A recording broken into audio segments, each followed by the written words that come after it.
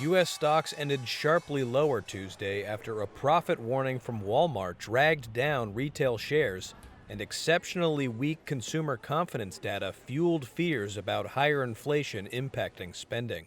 The Dow fell 0.7%, the S&P 500 dropped more than a percent, while the Nasdaq lost nearly 2%.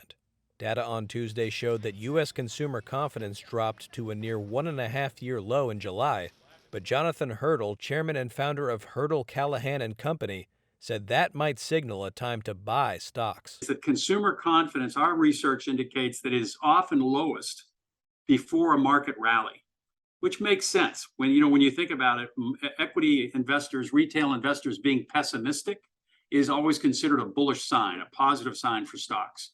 When you get consumer confidence at its highest level is usually coincident with a bubble in assets. So we don't really find that the consumer sentiment indicates what's going to happen to the market. And we would say actually that most of the data indicates is when consumer sentiment is negative, it may be time for a stock market rally. Shares of Walmart ended more than 7.5% lower after the retailer cut its full-year profit forecast late on Monday, blaming surging prices for food and fuel.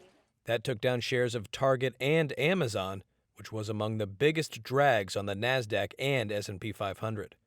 Bucking the trend were shares of Coca-Cola, which gained after the company raised its full-year revenue forecast. Shares of McDonald's also rose after the burger chain beat quarterly expectations. Investors are also keeping a close eye on the Federal Reserve, which started its two-day meeting and on Wednesday is expected to announce a 75 basis point interest rate hike to fight inflation.